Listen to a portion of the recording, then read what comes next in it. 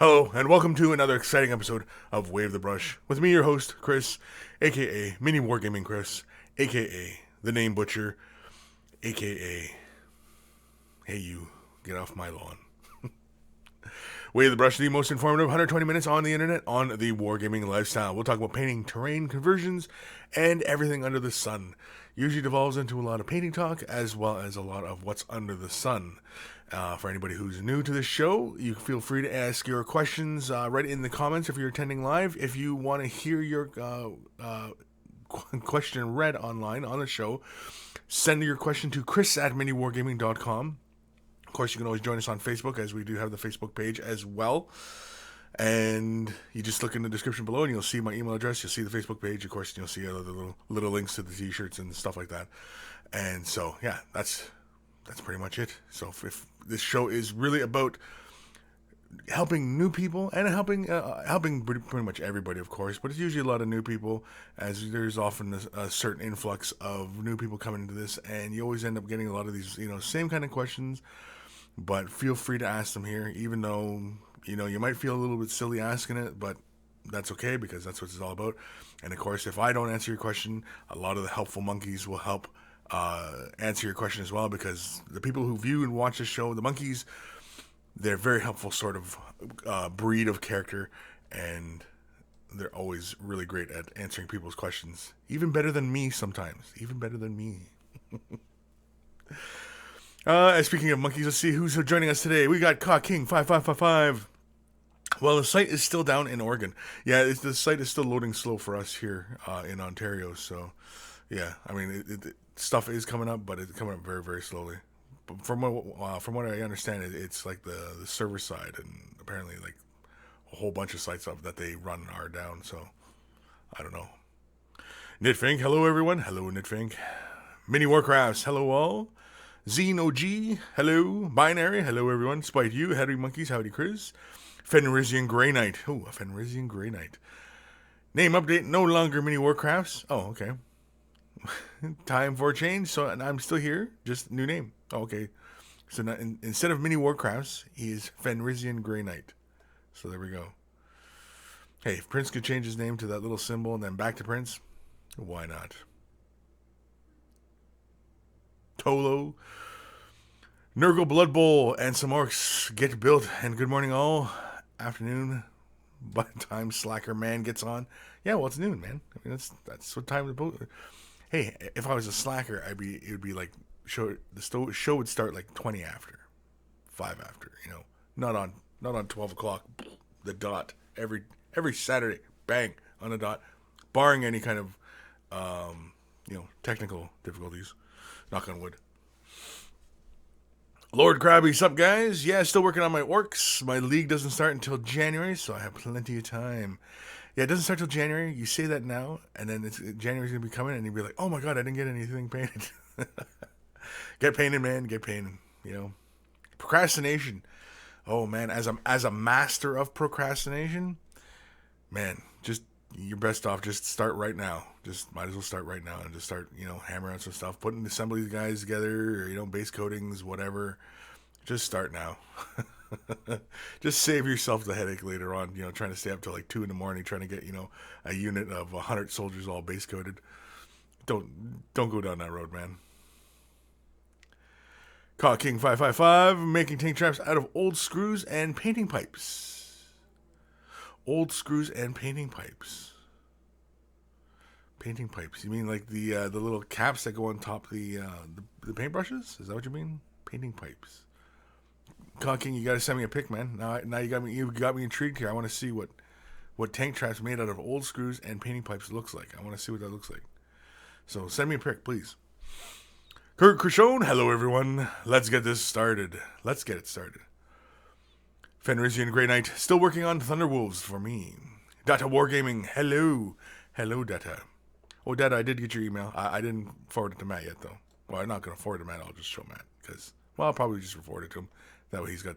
Maybe he'll put it up as wallpaper, maybe. You never know. Call King, it said that... To CM millimeter site still giving errors. Oh, mini wargaming site? Yeah, it's still giving errors. Yeah, like I said, if you're in Oregon, I mean, like, it's completely different. Traffic wise, getting a signal that way. Whereas for us in Ontario, I mean, like, yeah, the site still, it's running slow. It's chugging. Wargren, good morning, Lades. Data Wargaming, first time in like 6 weeks. Has it been? Really? Seems like I just read your name last week. Ghost to Starman Deluxe, hey ya monkeys. Hey ya. Data Wargaming, I emailed Kris earlier. Yes, you did. I did get your email. Cocking 555, Way the Brush 141, the Jolly Eldar. The Jolly Eldar? Why wouldn't Eldar be jolly? Right? I mean, like, they feel everything to extremes, right? If you read the fluff about them, like their emotional states, they what humans feel, Eldar feel 10 times greater. So jolly, what would be 10 times greater than jolly? Don't even know, right? Could it, like, if there was 10 times, like if they were just feeling in a good mood, and 10 times greater than a good mood, would that be jolly? So if they were just in a relatively good mood, would they just be jolly all the time? Would they be like Santa's elves all the time? I don't know. Data Wargaming, episode 141, Matt Farias and Steve Agon. Steve Agon? Steve's here. I didn't show him it. I'll have to show him later. Oh, yeah, reminder. Next week's show will be the last show of this year. And I probably won't be back until into the new year. So I'm going to take a break through the Christmas holidays, of course.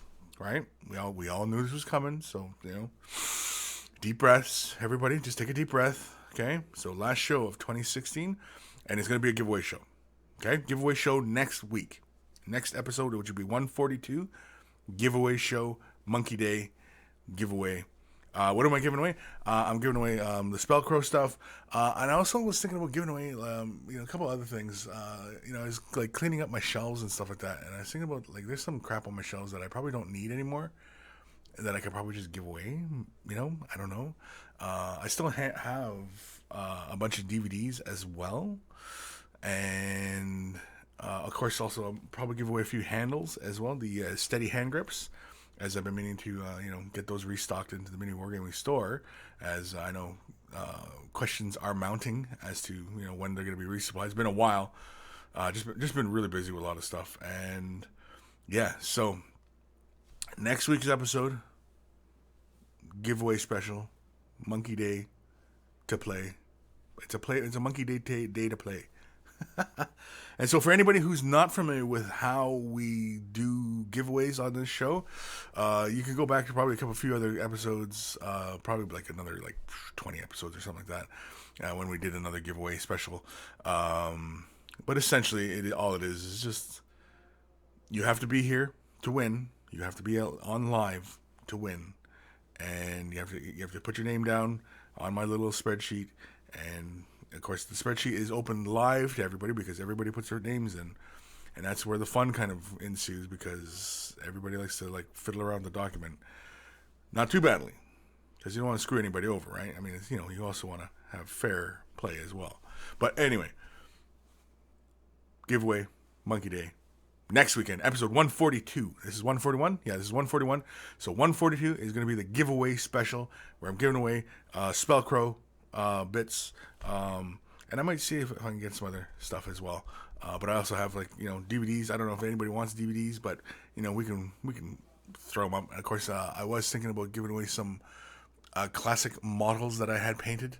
I have some Infinity stuff. I'm also toying with the idea of getting rid of my War Machine. I haven't played War Machine in a long time, and I'm thinking about getting rid of them. And so I don't know if I'll auction those off, but I might sell them off. I don't know. Or maybe I'll sell them locally. Maybe somebody around here wants them. But either way, yeah, there's some stuff that I need to kind of clear my shelves with. And so, yeah, there's quite a bit of stuff, actually. Quite a bit of stuff. But, who knows? I mean, it also makes my shelf look pretty because they're all projects in the past that I've worked on and everything like that, right? But anywho, yes, so 142 giveaway special. So next week, okay? So be here. You have to be here to win, though. You have to be here to win. Live. On live. Be here. Next week. Having said that, let's go back to the comments.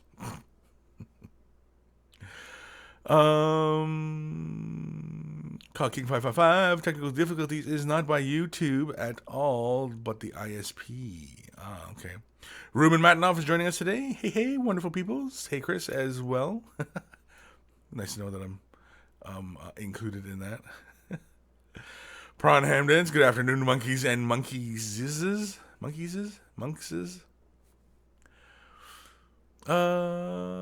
Tolo, refresh if no vid. Damn Google. Data War Gaming, hi Kris. Revenoff 117 Miller. I got a nub buck last week. A nub buck. You got a nub buck? What's a nub buck? Clumsy Juggler, hello everyone. Ravenoff, hello Kris, hello. Dr. Xantos, greetings, Kris and monkeys. I'm here and not here. Profound. That's profound. Prawn Hamdens, Saturday in town, waiting for the girlfriend to finish shopping. Failed my feel no pain roll. Now, are you the kind of cat who, he's waiting for his old lady, she's gone into some woman's clothing store, and you're standing out in the aisles of the mall, and she wants you to hold onto her purse? Now, you're standing there with shopping bags and stuff like that. Now, do you throw her purse into a shopping bag? Do you put it over your shoulder? Or do you simply hold it like, it's radioactive uranium or something? I'd like to know. When I was a younger man and I was less secure in myself, yeah, I just throw it in the shopping bags. Or if it was just the only thing I was holding on to, then, yeah, I mean, I'd hold it like a football. I'd give it the old football kind of handle and hang on to it that way. That way you still kind of look kind of manly because then you kind of flex your arms a bit. You're like, and yeah. What? Like I said, it was when I was a younger man, when I was less secure in that kind of thing. Now I just put it right over my shoulder, and if it goes along with what I'm wearing, then I display it proudly, of course. Henry Mella finally got here early. Well, welcome. Tavo, hello monkeys, hello. Ghost of Starman Deluxe at Dr. Xantos. So you're in the Alpha Legion then? He's in the Alpha Legion. He's here and not here. G squared 7, hello monkeys. Gotta go soon, but wanted to say hi. Well, hi, G. Matthew Adami. I'll say Adami. A fling monkey boo. And fling monkey boo. Yeah. Monkey day, and we get to fling monkey poo. Yes, it's a day for all the monkeys to fling poo, win prizes, and generally run amok. So we should have some laughs that day. Today we're gonna have 0 laughs. Next week we'll have laughs. This week no laughs, no laughing at all. It's a serious show. This show is. Graham Collin Plankton. Big friendly wargamer. Hey Kris, new old monkey here. Hope you're having a good day. I am having a good day. I was up bright and early and just managed to wipe the sleep out of my eyes before the show and get this thing on the road, and yeah, feeling pretty good. And Matthew Adami, ni hao Kris, ni hao.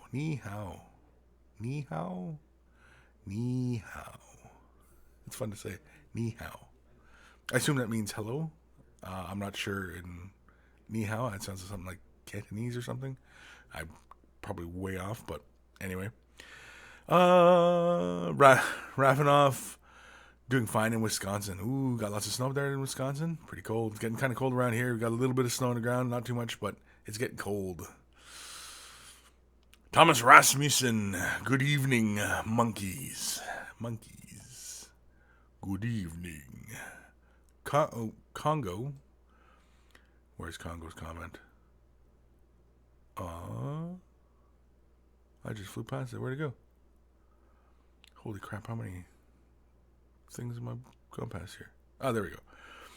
Congo, I'm here, yeah. Go Navy, beat Army, anchors away. Johnny Shop Shop, sup? Is up. Aaron F, fear the goat. Fear the goat. Tolo, procrastinators unite. Procrastinators unite? Yeah, we'll do it tomorrow. Graham Collin, I used to procrastinate, but I gave up because I kept putting it off. Kept finding something better to do. Yeah, that's pretty much it, man. That's pretty much it. Oh, man. Dad at Wargaming, please do it soon. I want to see his reaction live. I don't know about live. Oh, live? Okay, let me see if I can pull it up live. Crap, I just messed that up.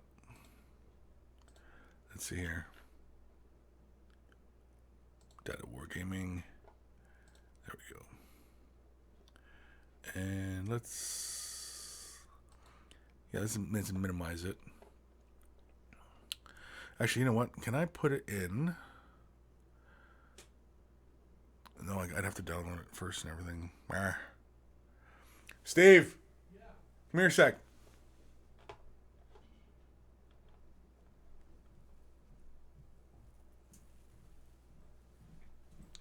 You got to scoot your way in here. One fella named Data Wargaming, he sent an email in, and oh, geez, watch out! Came out of nowhere. Yeah. Here, come on over here. Okay, he sent this picture in right here. Totally. Yep, that's us. Also, why am I the Alpha Legion? Oh, we both are. You both are. I ain't shifty. Look at that hair, though, eh? Yeah. It actually looks styled. Yeah, that's nice hair. Matt's picture actually looks like he's got like a bit of a goiter going on in the back of his neck. He's also kind of like half asleep. Like, I'm on guard duty. Yeah. Oh, you know what? I probably can show this on to you guys. There we go. Hey. Can we make it bigger? No, we can't make it bigger. What is with that goiter, though? Yeah, what is it? See, it looks like he's got a bit of a... Yeah, looks like he's got a bit of a goiter going on here. Not making fun of your skills there, Data Wargaming. Just, that's just the way it kind of looks. Because Matt's already got a long neck, and I mean, the shoulders would be down here. I mean, like, he'd... See, Steve's got a big monkin head, right? So his head kind of suits the shoulder pads and everything like that. Man, that's my new profile pic. I'm taking that. You take? Okay, I'll have to send it to you then. Yeah. So, well, Cork guys will come have a look now too. You weren't special enough. We're the Alpha Legion now. Yeah. Matt and Steve are Alpha Legion now. Oh. So there you go. See how it is. Fine. I'm Alfarius now. Yeah, he's Alfarius. Look at me. Look at me. I'm Alfarius now. So again, thank you, Data, for sending that in, and I will forward that off to Steve and Matt. And as you can see, Matt thought that was, or Steve thought that was just great. So good on you. Okay, so where are we in these comments here? Prawn ham dance, Elder are going to be extinct. They would make me unjolly. Yes, that would be. It would make me unjolly too. Big friendly wargamer, you're only as old as the elder you feel. I've often liked the expression, you're only as old as the women you feel. Goes to Starbrand Deluxe. First, Sciorta's is literal years, and she's resin. Fine cast specifically, if I understand. Really, that's a fine cast model? I thought it was plastic. Oh, if that new Battle Sister is fine cast, that's garbo. No, that's garbage. That's... If it was plastic, I mean, it looks like plastic because it's got a lot of smooth, smooth surfaces to it, and yeah. Now all the other models themselves, the sisters, yeah, I think they're all fine cast, which is garbage because I thought the rumors were the sisters were going to get redone in plastics, and I mean, there's the way they're displaying the entire line. That's all the old pewter models. There's nothing new there other than that sister, the Canassus. That's it. So that's kind of garbage, man. Kind of disappointed. Where are we? In the comments. Don't know. Might have to skip ahead a bit. Dark Cow 11, how's it, Kris and monkeys? It is going well. Tavo at Kris, what are your opinions on the new Thousand Sun models, including Magnus from painting of POV. I think the new Thousand Suns are really awesome. The Terminators, I was complaining a show or two ago about the way the things look, but apparently that's the missile launchers. Apparently, so I don't really care for how the arrangement of the missile launchers are in the tournament. It just looks kind of crazy. There's just like this big thing coming up from his armor. It's just, no, I don't. I think they could have done something else for that. A little cooler looking than these big kind of crazy antennae with missile lights. I don't know, but otherwise, the Marines look fantastic, and the Beastmen. I've got a sampling of those from the Silver Tower box set, and I mean, I like those models. They're really, really cool. The new Airman is fantastic. I think that's really, really great. He's done in plastic now, and he's got a much more dynamic kind of pose to him. And of course, even the 30K version of him is really, really awesome as well. The new Magnus model, awesome. Quirk had painted it up, assembled and painted it up really, really fast, so I got to see it completed really, really quickly. And of course, it looks awesome as well. Huge, just huge. Like, the wingspan is everything on him, and it's just this big, massive wingspan. If I was to paint him, I'd probably paint him up like a Lord of Change. Kind of rainbowy kind of wings. Really, I don't know if I do bright armor though. I don't know if I'm crazy, because what I'm not crazy about on the chest armor is he's got these two big horns coming out of his pecs. I'm not crazy with that. So okay, chest armor's optional apparently. So thank you, Cork. No problem. Proceed dropping. Yeah. So, yeah, I mean, I don't know, if I was to do them, I don't know if I'd do all that. I did like the mask that, where it's just it's a complete kind of metal mask. It's like a death mask kind of thing. I kind of like that. But otherwise, yeah, and I kind of like the staff better than the sword. The staff is just more imposing and, so. But otherwise, yeah, all the new Thousand Suns, I mean, if you guys can get your hands on them, by all means, man. They're really great sculpts. They're all plastic. Oh, and the sorcerers on discs, the unit of sorcerers, awesome as well. I mean, it's all awesome. Prawn Hamden said, Kris, I sat in a coffee shop, but the struggle is real in women's clothing shops. If there's no man chair, then I adopt the radioactive bag approach. Yeah, I used to do the same thing too. I mean, when I was a younger man, it's more, I'm kind of, big tough guy kind of thing, right? Nowadays, I don't care. I just, I put it right over my shoulder. I'll stand there even with a bit of a kilter kind of thing. And no, I don't do that. No, actually, you know what? It's been a while since the wife asked me to hold on to the purse while she was shopping. Yeah, it's been a while. I usually don't go to malls too often. I'm not very good at malls, so. When I was a younger lad. Oh, man, all these comments flying in. Yeah, Magnus has chaos-tainted nipple horns. Yeah, and it's just, I don't know.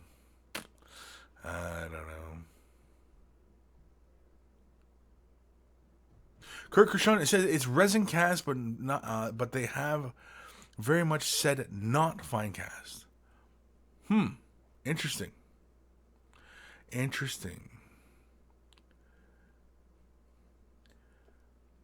Graham Collin, the nipple horns go way back to the 40K history in the very old John Blanche pictures, if you recall. Yeah, I know. They're pretty old pictures of Magnus.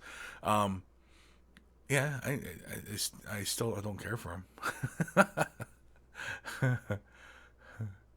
I mean, just my opinion, man.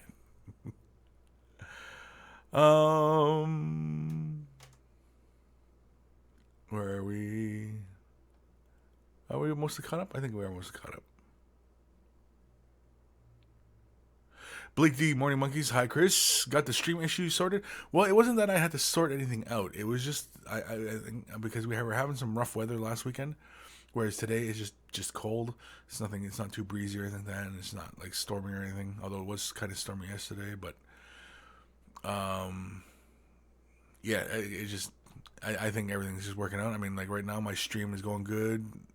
I'm showing no drop frames. Knock on wood. Everything's running good. So. She's all running well. Where are we? Brooke Gunther, Canasis Viridian hype. Just need a John Blanche print to display behind it now. I mean, I like that model of the Canasis. It's a very, very cool looking model.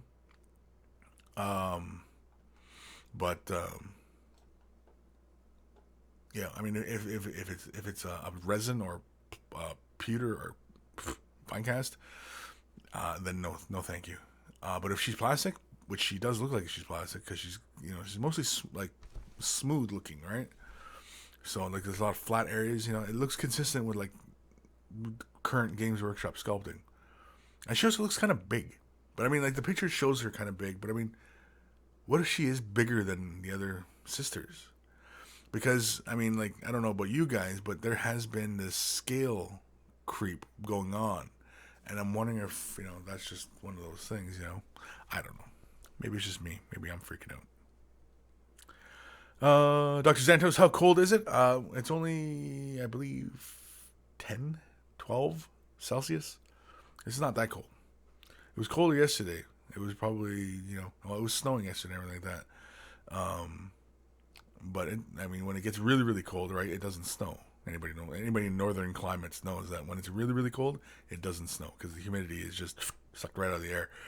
But so like when it's closer to zero, you get snow because you can still have these varying temperatures, and you get warm and cold, and moisture has to form into frost and blah blah blah. Anyway, this ain't the Weather Channel.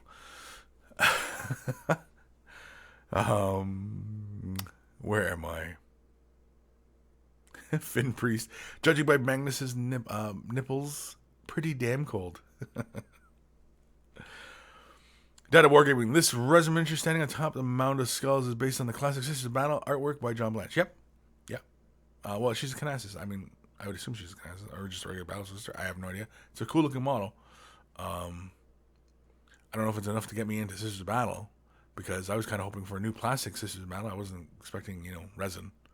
It's kind of crap, if you ask me.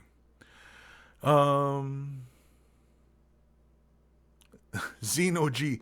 That's my assessment of women all the time. She looks plastic. She might be bigger. That's not quite right, but I mean, have a little bit more. I mean, if she looks plastic, then yeah, she's probably plastic, and you don't want to have any part of that. Just like Sisters of Battle, you don't want any part of that, because then they'll shoot you for being a heretic. Ravenoff 117 Miller. Kris, what do you think of the GW will bring back squats? No, I don't think so. I don't think they will. They're just. I just don't think they will. It's just one of those things. They're adamant about it, and like Sisters of Battle have gotten no love for many, many years, and they're finally getting a bit of attention now, and so because they're looking to bring up more and more armies, and like the more armies they have, the better, right? Whereas squats, I mean, like they were pretty much their own faction. Like at first, they were in Rogue Trader, they were more or less abhumans added into Imperial Guard armies. But then they became once Epic kind of came rolling around, they became their own faction, and I don't know. It just, I mean, it'd be kind of cool, but and then of course and then when Battlefleet Gothic came out, and then Forge will introduce the Demiurge, and when you read the description about what the Demiurge look like, again they sound like squats, but I mean we can't call them squats anymore. I think that's what it is they want to get they wanted to get away from that term. I think that's what it was. They want to get away from that term, squats. And I think that's really what it is. I think it just turned somebody off or something, and he said, "Well, I can't. I'm not. How can you sell squats? You know what I mean? Like squats, really? Space dwarves? Nah, not really. Galactic midgets? Nope, you can't do that either. We'll call them Demiurge, whatever that is. I don't know." Data Wargaming. Canasis Viridian is clad in the iconic armor of the Sisters of Battle and is armed with a bolt pistol and a power sword supplied with a Citadel 32mm round base? No, never. No, never? Never. Dr. Zantos, coldest it gets around in the region, in my region, is about minus 33°C. Ooh, man, that's pretty darn cold. That's the kind of cold when you step outside and your nostrils stick together immediately. That's when you're walking around. Like, there's no snow. It never snows when it's that cold. It just never snows. The wind can blow, which is awful, and move snow around, but it won't be fresh snow.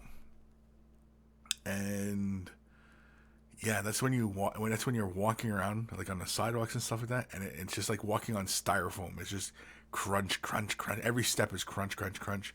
When I was a kid, I used to love that because I was heavily influenced by my movies that I watched when I was a kid, and of course, Empire Strikes Back. Those snow walkers are moving through the snow, and they're making that loud sound as they're crunching through the snow. And so when I was a kid, yeah, I used to just pretend I was a snow walker and just make all that loud crunchiness. Yeah, and of course, I used to bring my toys outside too in the wintertime because it wasn't that cold. It was cold, but it's snow and stuff like that. But I mean, why get Star Wars, ATSTs and AT-ATs and I mean, like, and not play with them in the snow? Like, why? Why would you? Because I had the ATST because he used to have this little push button and his legs would pump like that, make it look like it's walking. And the AT-AT, you could open up inside where the inside you could open. You could stand up your figures inside, and of course it had a little control inside, and you could make the head rotate around, look around. It had a little button you pushed, and it made the bottom guns go back and forth, and they lit up, and it was like they were clear plastic, right? They're doing this kind of fiber optic kind of thing, and so they lit up like that. But you could position his legs and everything like that, and yeah, a lot of fun. I had a lot of fun when I was a kid. Apparently, I'm still having a lot of fun as an adult. Apparently. Where are we? Okay. Blake D at Kris. I'm in the middle of Saskatchewan. In the winter, it gets to minus 70 Celsius with the wind chill at night some nights. Oof. Cold enough to form frost on the inside of your you. Your you. He ended it there. You what? Your urethra? My God, man, that's cold.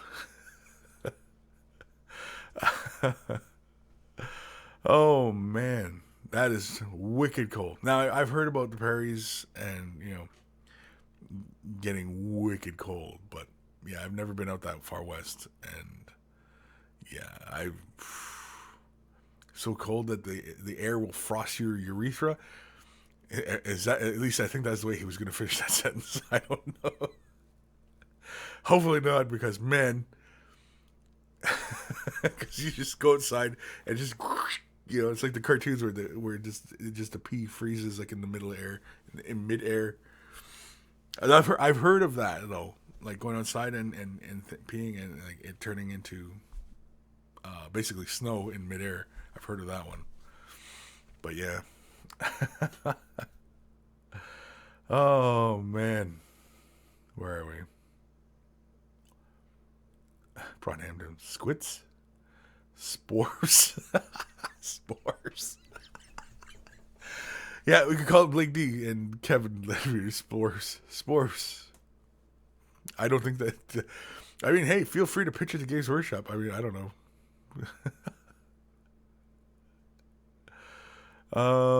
Yeah, I don't know. Spwarfs. Ghost of Starman Deluxe. Holy S, that's cold. Yeah, that's cold, man. That's wicked cold. Brooke Gunther. Just a wee Majos. Wee Majos? Wee Majos? I don't get it. Oh, I see what you say. Adeptus Mechanicum. Minicanicum. Yeah. Adeptus Minicanicum. You're just a wee Majos. They're just little wee fellers. They're just running around and making stuff. It's kind of like a buddy from, what the frick is the game now? Overwatch. The little dwarf there. He's got the big, techno hammer, and he makes his turrets and stuff. For anybody who's played Overwatch. I've watched enough of the damn game that I pretty much know all the characters and stuff. I've played it for like 10 seconds, but I'm familiar with all the characters, and yeah, just because it's on my TV all the time.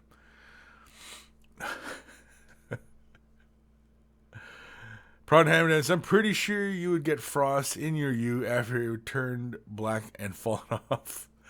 Oh, that's awful. That's an awful picture. Aaron F. Minicanicum for the win. Yeah, Minicanicum. Adeptus Minicanicum. I kind of like that. Once you kind of get used to trying to say it, yeah. Adeptus Minicanicum. Minicanicum. Tavo, email time? Yeah, I suppose email time. What time are we at here? 12:36. Holy crap. I suppose we should do an email because this next one is a long one. It's by Matthew Adami. So, yeah, we're going to be reading his email here. Swiss Toby, good morning to Wellen from Switzerland. Well, welcome. My wife's family's from Switzerland. Lord of Midget, all I'm saying is compare the Gene Seer cult's foreheads to the size of real-life midgets. There's no difference. The squats are among us. You can't call them squats, man. Can't call them squats. Blake D at Kris, I meant lungs in the earlier post. Oh, lungs. Yeah, you freeze your lungs. Yeah, I knew that one because you go inside your nostrils, just clamp right up. Your lips immediately become dry, and yeah, oh yeah. Spite you, I am literally right now painting my Francis Lacroix from Malifaux to look like McCree from Overwatch. Cool. Ravenoff 117 Miller, choose me. Choose you. Okay, I choose you. What is this, Pokemon? I choose you. Ishyab. There he is. Whoopsie, sorry, Kris, a bit late, but I'm catching up now. That's okay. It's not like, it's attendance. It's not like we're getting graded or anything. Jeez.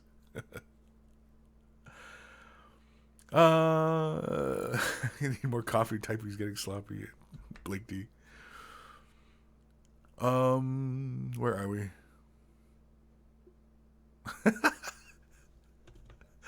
Kevin Leadbeater. Episode 141. You can't call them squats, man. You can call them squats. You can't call them squats, man, because you can call them squats. Yes. Call them squats. You can't call them squats. What? All right, let's do an email because we can. Blake D. Episode 141. The one with the Spwarfs. I love it. That's it. You win, Blake. You win. The one with the Spwarfs. People are going to be going, what the F are they talking about? I don't know. There we go. The one with the Spwarfs. That's good. I like that. Quick thinking. Have some quick thinking there, Blake. Data Wargaming. Your local Inquisitor shall be with you shortly. We have missiles locked onto your location. Do not move or they will be fired. Please do not resist. That's like the friendliest Inquisition exterminatus warning ever. Oh, sorry about your troubles. We're launching a missile towards your planet right now. Feel free to assume any kind of praying position you want as your planet is slowly consumed by a gigantic fireball. Let's do an email. Yes, let's do an email. Email time. This is from Matthew Demi. Ni hao, Kris. Did I get an answer on that? Ni hao am I saying that right? Is that Cantonese? I want to say it's Cantonese, but I mean I could be completely way off. I don't know. Either way. Here are some pictures of the ship I built for the Fistful of Seamen. Yes, you heard that right. I christened her the HMS Rapacious. I'll say rapacious. Before I built her, I came up with a story in my head for her. The story goes she used to be a simple fishing vessel, but now is a converted bomb catch. that is used by the pirate hunter Captain Adami to maintain law and order in the English sectors of the Caribbean. I built her from a kit from Laser Dreamworks, a bunch of aftermarket parts from the Old Glory, and about a metric ton of bits and embroidered thread from various craft store and my recycling bin. She has a 14.9 pound, or has 14 9-pound long guns, swivel guns, and the finest 10 bark sails a man can get for under 200 pounds. All crewmen are also from the Old Glory, based on washers with sand. She sailed as the English pirate hunter in Adepticon 2016. Fistful of seamen, the pirates are coming. I know that the whole fistful of seamen thing is, they're coming. I mean, everywhere now is making comments about that too. When I was at Adepticon, I was impressed by the tables and the whole scenario and everything like that.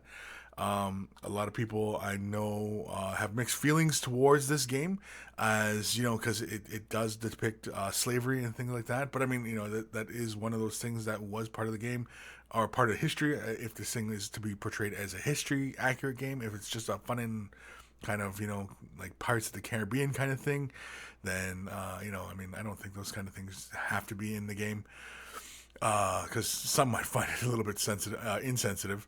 But the game looked like a lot of fun. I mean, it's all boats and stuff like that, and like there was these very they had the whole section, like it was 4 or 5 tables they had set up for this game, and I was invited to play. I didn't get a chance to play. I got tied up with other things, and so I didn't get a chance to play last year at Adepticon, as because I was there, but just busy with other stuff, and yeah. Anyway, enough excuses. I do have to give credit where credit is due. I could never have accomplished this without my Aunt Dawn and Mr. Scott Kristen from the blog Fistful of Seamen. It's just such a great name, though. Fistful of Seamen. I mean, like... Anyway. I was attached a PDF version of the ship sheet that was used at Adepticon 2016. Fistful of Seamen, the pirates are coming. Picture number 1.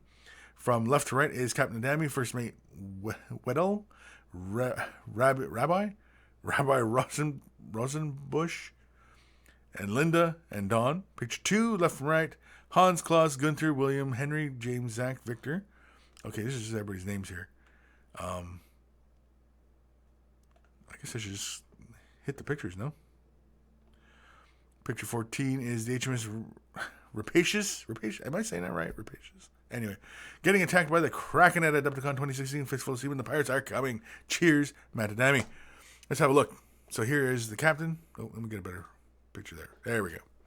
And so here's his captain and everything like that. The scale of the models, I think they're like half the size of like 40K kind of models, because I don't remember these models being very big. But the tables, I had pictures of the tables and stuff like that. Oh, and they were fantastic.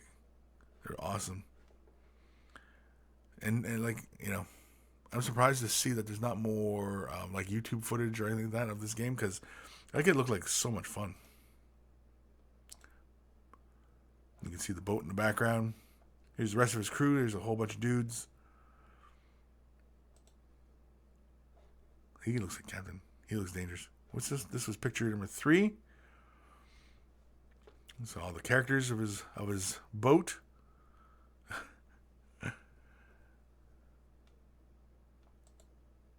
Ooh, some crates and barrels, loot crates. The boat looks great, and I mean your boat looks great, and all the boats that I saw at the event looked awesome. Oh, Matthew Demi. Ni hao is a simplified Chinese word for hello. Literally translates to good. You good? To you good? Me good? Or am I good? Like a question. Am I good? Or are you good? Yeah, the pirates are 25 millimeter scale. Very, very cool. And so how big is that boat from beginning to end? From, was it stem to stern? No. From fore to aft? Yeah, fore to aft. There we go. Just refresh if the stream dried. If the stream dies on you, just refresh. Yeah, how long is there from here to back here? I would guess 16 inches. Really? About 16? Yeah, I'd say about 16 inches. How long is that? How long is it, Matthew, a dummy? How long is your friggin' boat? Somebody up in a crow's nest? Man, look at all the work. Like all the rigging and stuff like that. Man. It almost makes you want to build like one of those, the old model boats, the sailboats and stuff like that. I can't remember. There was another one. There was another boat that had a real tongue-in-cheek name to it. I can't remember what it was. I can't remember. But as soon as I read the name, I started laughing because, being tongue-in-cheek, being cheeky. It's 20. Okay, what is it? It's 19 inches from the bowsprit, 24. From the stern to bow, it's 19 inches, and from the bowsprit, it's 24 inches. Okay, and it's 25 inches high. Wow, that's a big friggin' model. That's awesome though. Very, very cool. And do you get to play it locally, or do you only ever get to play it at Adepticon? Look at that. Look at all the details, man. This is awesome. Yeah, here he is getting attacked at Adepticon by the Kraken. And I thought this was just great because I love the way they did the water. They basically colored it blue underneath so you can see the variations of blue. And then, the diffusers that go over like light panels, like, for like your fluorescent lights in your office. That's all they are. It's just these panels, and they just line them all up, and you get this water, and you get like this. It looks a little Minecraft because it repeats on like that. But I mean, some angles, it just like when you're looking real close at it, it looks like water. It's like all this shimmering and stuff. But yeah, very, very cool. When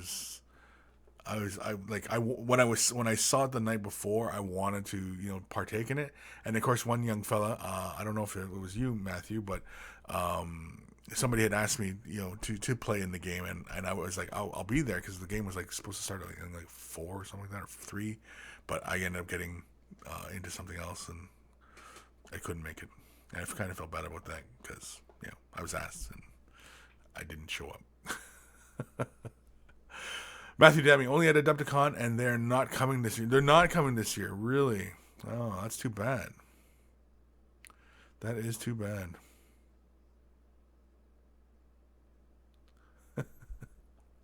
Matthew, yeah, the boat names: the Salty Swallow, the Titan Uranus, and the Douche Dory. Yeah, no, there was another one.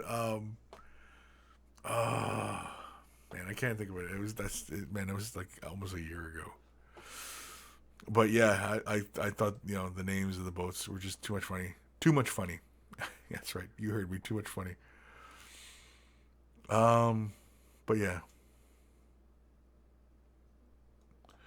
Oh man. Oh, that was you that had asked. Okay, so yeah, I did feel bad because I did miss out on the game, and that's the truth. Because I said I was going to be there, and I failed. But don't feel bad because I fail all the time. Don't feel like I was excluding you or anything like that, because I mean, like, I did want to go. I mean, the red dyke, yeah, the red dyke. Oh man, just awful. Yeah. The penis envy, or penis envy. Yeah. Anyway, I mean, with a game title, Fistful of Semen. I mean, how can you take it seriously at all, right? I mean, come on. So let me get my next thing set up. Yeah, is that right? That's right. And so where are we in time? We are at 12:50. And DeGartor, you like those names, eh? Adepticon, though, it was a lot of fun. Adepticon was a lot of fun. I had a lot of fun this year. I mean, and I didn't even do half the things I wanted to do. And yeah, just it was good all around. good experience. First time ever being there. First time ever going to like a con that big, and yeah, I mean, like I've been to Comic-Con, which was, I mean, it's all right, but there's no gaming stuff, right? Whereas Adepticon, what I like about Adepticon is the fact that it's just wargaming, it's just wargaming. Whereas like Gen Con is is all manner of things, and which I've never been to. I've never been to Gen Con, but one day I'll probably go check it out. Just see what all the hubbub is about. Of course, if I do manage to follow through with a current project that I'm just about to get started. In fact, I'm going to try and get started today on, and I'm going to probably film it. And yeah, I might as well give you guys. I'll give you guys a little hint. It involves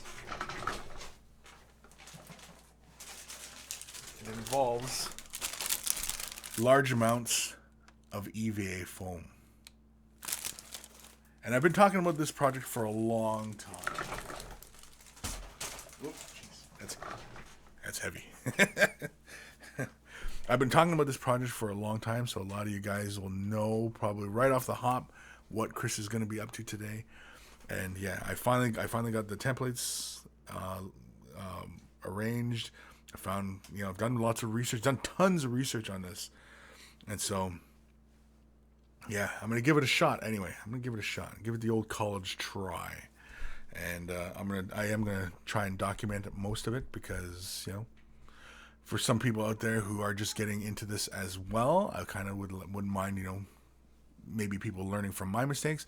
Also, maybe attracting people who are more knowledgeable than me in this area, and help me out as well. So, yeah. So after I'm done with the brush today, I'm going to start on this new project of mine right away because I've been itching to do it. I was going to do it as a Christmas project, I thought last year, but apparently it was 2 years ago. And yeah, I never got to it. And I've talked about it many times. So probably some of you are probably scratching your head wondering what's he going to do with all that EVA foam? What's he going to do? The Swedish Chef foamed? No. No, not the Swedish Chef. No, actually, no, because I couldn't do the hat. The hat's got to drape more.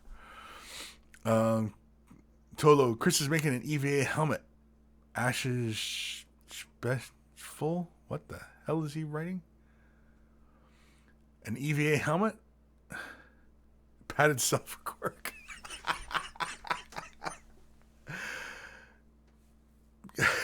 Darn, you might be onto something there, buddy. Hey, that actually might be a better idea. Better use of the foam anyway. No, I'm gonna make a Mark 7 helmet, and it should be the beginning of the entire process of helmet, armor, shoulders, guns, and yeah. So I'm gonna start that project. I'm gonna stop talking about it. I'm gonna, what is it? Shit or get off the toilet. So that's what it is. Yeah, Fenrisian Grey Knight. That's what I'm gonna do. Lord of Midget's Spwarf House. A Spwarf House? Yeah, it's a Spwarf House. Yeah, so that's what I'm gonna do. I've talked about it, and yeah, I'm gonna do it. I'm gonna start it. Flippy 211, you doing a Space Marine suit, Kris? Yes, I am gonna do a Space Marine suit. That's the plan. I'm gonna do a full on Kris in armor. Now I've always said if I was gonna do the armor, that I was gonna do it as Crimson Fist. But now I'm kind of iffy because I've seen another fellow out there who's done Crimson Fist and it looks great, and I wouldn't want to just kind of rehash what he did or copy what he did. And so I was actually thinking of doing total Kris turning himself into a squat. No, I'm not turning myself into a squat. I was thinking of doing him Death Watch because I also like Death Watch as well. And I was thinking of doing Crimson Fist and Death Watch, have the two best of both worlds. And I also like Stern Guard because I like, I want to do him as a Stern Guard as well. And Death Watch are, essentially Stern Guards just with fancy black armor. And yeah, so that's what I'm thinking. I'm thinking that I'm going to do a Stern Guard Crimson Fist Death Watch. But I'm going to start with the helmet. just because, just to see how it goes. And yeah. Lord of Midget, is it a chubby space marine to fit you? No, actually, you know what? When you scale up the suit, I mean, like my robust form still wouldn't even hit the sides of the chest armor. It's just there's just there's just lots of room inside those suits. So yeah. And I mean, like, I'm already 6 foot, and so I mean, all I got to do is go up another foot, and I'm the right height for a space marine kind of thing, right? So I'm only gonna be doing like 12 inch platforms. Plus, that way, if I only fall 12 inches, I'm sure I won't break my neck entirely. Yeah. Blake D. Kris, make Tiberos the red wake of the Carcharodons. No. No, man, I like Crimson Fist. Crimson Fist is my chapter, man. Crimson Fist. Ghost Starman Deluxe. The comment a minute ago referred to the Swedish chef outfit, by the way. Yeah, I know. I know. I read it. Swedish chef, I got it. But no, I'm not. That's not what the Christian platform shoes. I know. Scary thought, right? Gimmer Ilfer? Is that your name? Yeah. Geimer? What's a Geim? Oh, a Geim. Yeah, that's why I picked up the EVA foam, because I've got 6mm foam, and I've got 12mm foam, and yeah, so Lord Krabby, Kris, you should add handlebar mustache attachments to the sides to the helmet. Have like the mustache. Hola, senor. No, I don't think we'll be doing that. Lord of Midgets, if you plan to wear the armor, make sure it's sturdy armor distribution on your back's going to kick your nuts. What? Make sure it is sturdy armor weight distribution, or your back's going to kick your nuts. Yeah. Oh yeah. Well, it's from a lot of research, the suits only get to about I think 40 to 50 pounds, which is quite heavy. But a lot of the weight is carried on the shoulders. And I was thinking of doing a back brace. Oftentimes you'll see a lot of military backpacks, for like they're full-on backpacks in the military, like the army. I was thinking one of those, because they have like that sturdy back brace right on there, and I was thinking something like that to have the whole thing. But yeah.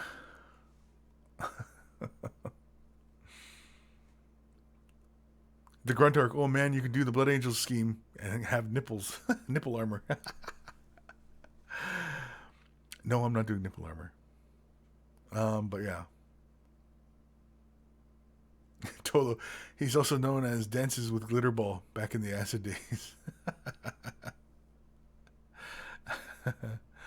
Oh, it's a space wolf name. Geimer, Ulfer? Geimer Wolf? Okay. Is it Geimer or Gimmer? Gimmer? Geimer? Geim.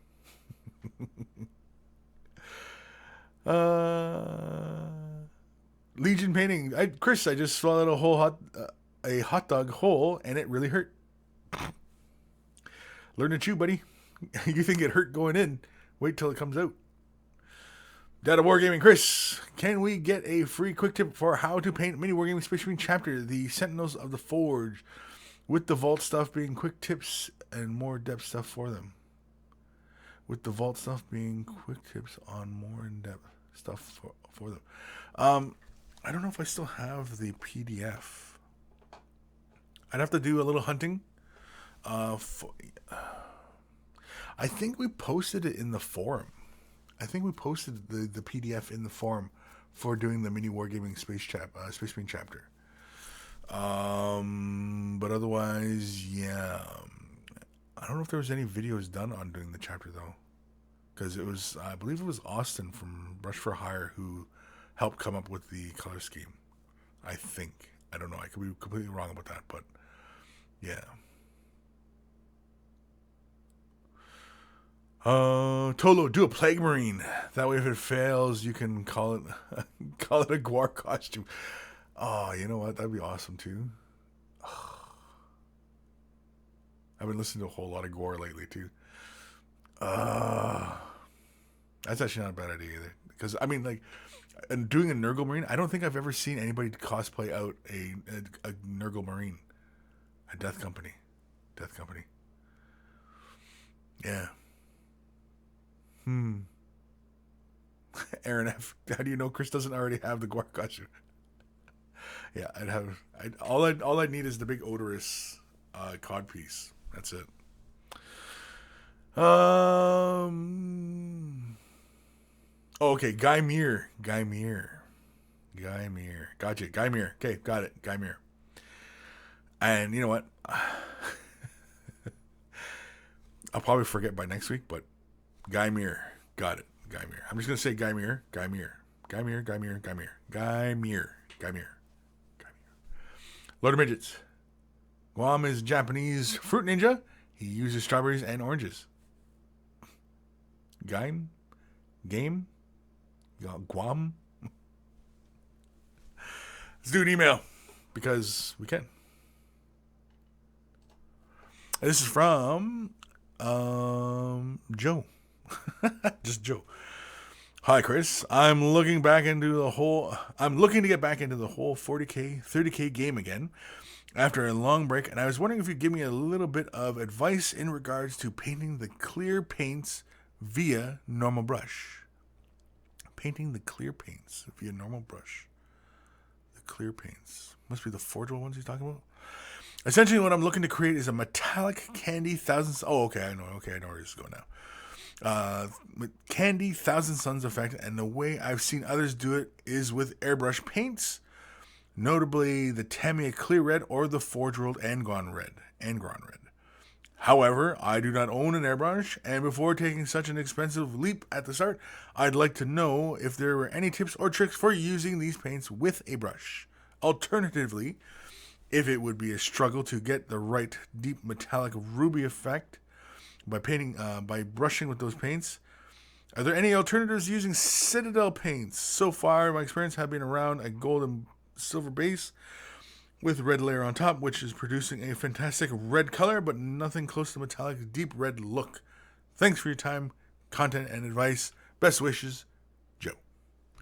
So, Joe, what do you know, Joe? Okay. You can apply those colors. You can apply the Tamiya Clear Red. You can apply the Angron Red. You can go with Minotaur's, what is it? Blood? I think it's just called, is it just called Blood? Is it just called Blood? It's just that deep red color, and it's a clear. Those are the most common 3 ways of getting your hands on this clear color. Typically, yes, they are used for airbrush. They're going to go on really, really well with an airbrush, and they're a lot easier to use with an airbrush. But you can do it by paintbrush. The Tamiya are the Forge World and the Minotaur Reds. Okay, the Forge World and the Minotaur Reds, you can do by regular paintbrush. Okay, so you can take a large. Well, you probably want to go for a bit larger brush and apply it over the surface. You don't really want to add any thinners to these. I really don't even want to add water to it. And what you want to do is you want to like how you apply multiple thin layers, right? You want to go this way up. So if you go like say up the thigh, then it's north south, then it's east west, north south. You probably have to do a couple layers to get a nice deep solid color. If you're going to use the Tamiya Clear, then you're best off thinning it with alcohol and using a synthetic brush of equal size of how big you want to do those areas. Another way would be to get yourself on an Artificer paint set. Get the Artificer Red Sanguinius, I believe it is. Add it to metal, like Stormhost Silver, and go for a red metallic like that. It's not going to give you the same candy kind of look though, but it'll give you a red metallic. The gemstone paints also will kind of work as well, although they tend to be a little bit heavier body. I just worry about details. But I mean, if this is kind of like the final coat over most areas, then it's not a huge issue. But it does cover really, really well and gives you a strong color. I personally, if I did not have an airbrush, I would use either Minotaur's Blood or Forge World's Angron Red to achieve this effect, and apply it in many thin layers. And that's all it takes. But of course, to avoid having brush strokes and stuff like that left behind, you have to alternate your brush strokes. But if you've been listening to me at any point, you know that when you throw base coats down, you want a nice smooth base coat. If your brush strokes were north south, the next layer goes on east west, then the next one's north south, east west, or whichever way. I mean, but I mean, alternate the brush strokes, and then that way, because basically, if you imagine, right, the brush strokes go down like this, then these brush strokes go down, and then these brush strokes go down, and these, you know what I mean? And so it's like a lattice work, right? And it eventually just kind of all evens out. That's the theory behind using that technique to get a nice smooth finish. So, but otherwise, get yourself an airbrush. Especially if you got a whole whack ton of these guys to do.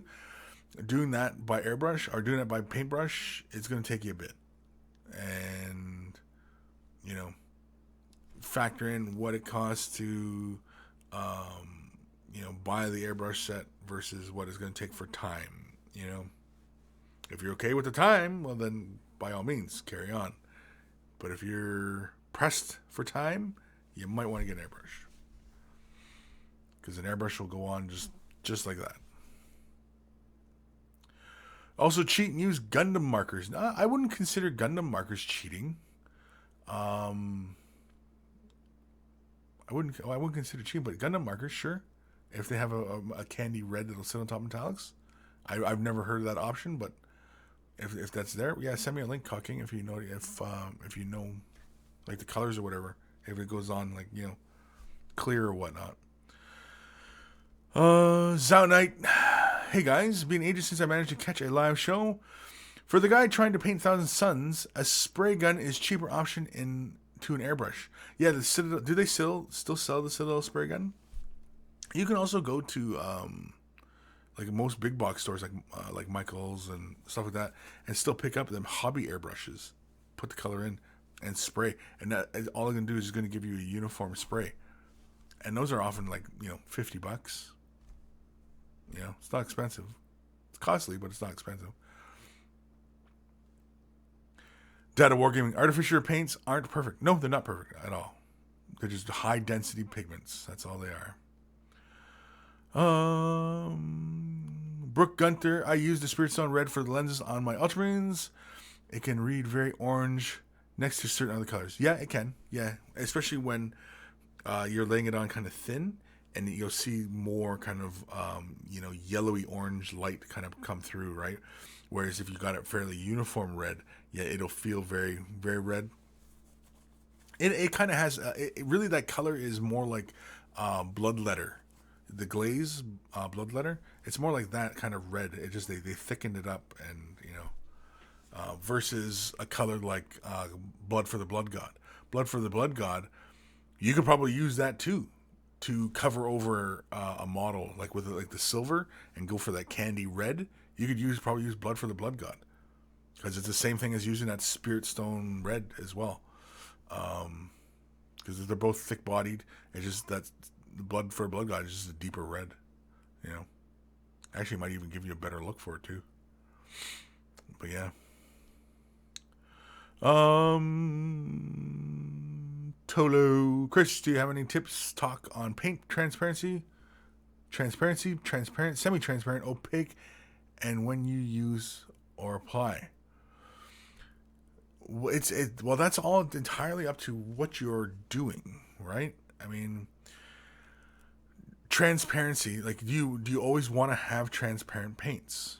Not really. Now, if you're into a lot of glazing and stuff like that, then yeah, you'd want to use more transparent colors, because that way you can take advantage of pre-shading, right? Where you lay black, hit it with some gray, hit it with some white, zenithal, and then come in with transparent colors and use the color gradients that you've already laid out to your advantage. Opaque colors, you'll probably want those, especially for a lot of our miniatures, because a lot of people tend to prime in black, and then they always want to go with some bright colors. And if you have some really strong opaque colors, then you can always come back and build up on that. And good strong opaque colors are really really great. Of course, having the two, transparent and opaque, allows you, if you have a good strong opaque color as your base color, and then using some of the transparent colors, and you're doing a glaze, well, that gives you an easier time, doing the like a color gradient, getting color fading. You know what I mean? So if it was, this darker green heading up to a brighter green, and you wanted to build that up and build it up, and you know what I mean? It's a lot easier time doing that, with transparent colors. But yeah, it's not like you want to have one particular type of paint in your paint collection. You want to have a full range of transparent, semi-transparent, and opaque colors in your paint line.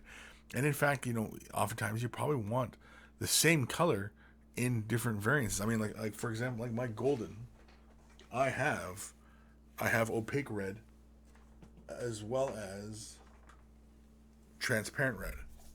And these are for my airbrush colors. You know what I mean? I have, if you look at the very top, they're both the same name of red, but one's opaque, one is transparent. And I've already started using some of these on my Eldar tanks, just to build up the strength of the red, because the red just... And this stuff is great for laying on the models, like for large scale models and stuff like that. Oh, this stuff, and I mean, this paint lasts me forever. Oof.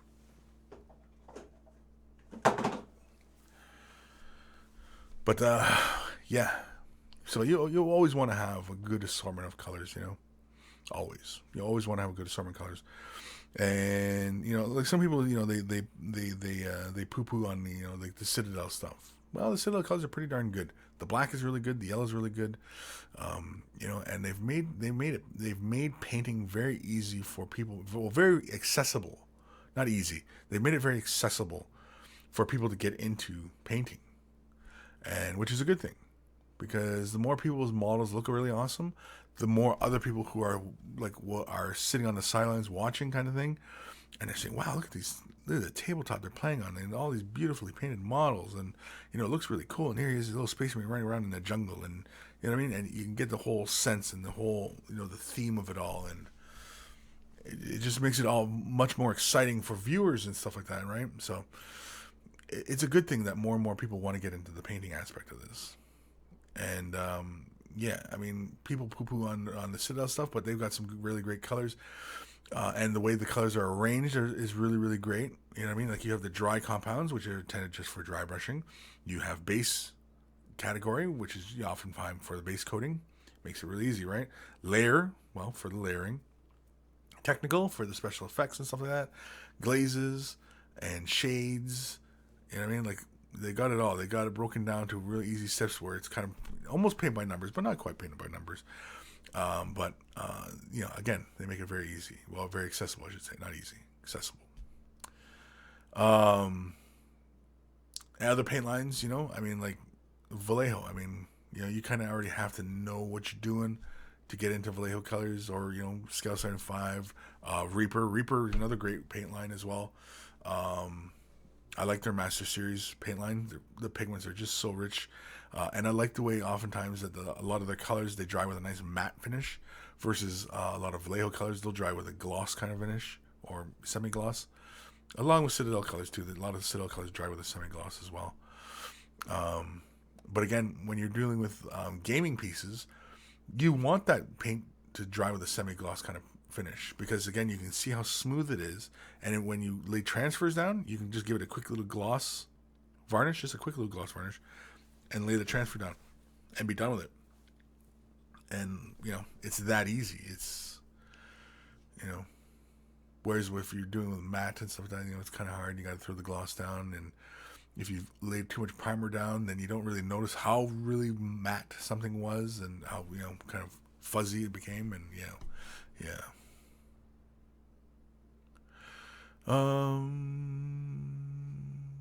Tolo, I'm trying to find a good way of making the transparent colors opaque. Man, why are you constantly trying to mess with things that are already set up a certain way? I mean, if you want to make the colors more opaque, take the opposite color that it is. You say for example, red. Okay, you could take the opaque red and throw it into that color. But again, why not just use your opaque red? Why? Like, if you want, like, because adding any other things into the color, you're either gonna change the value of the color, you're gonna change the saturation, or you're definitely gonna change the viscosity. So like, to what end do you need to change transparent to an opaque? Do you only have transparent colors and want more opaque colors? Yeah, there's really no easy way I can think of, other than adding a bit of another paint line into the paint. Like adding white into it. You're gonna ends up with pinks, but the color's gonna become more opaque. Yeah.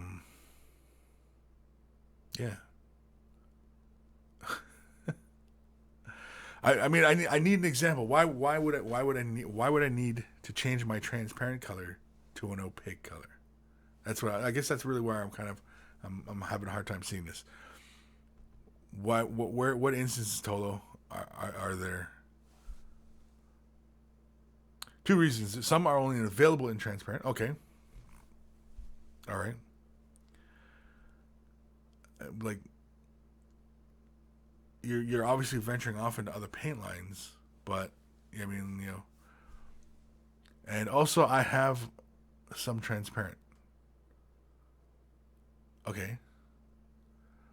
But does it have to be that color that's the transparent that you have to use? That's got to be have an opaque nature.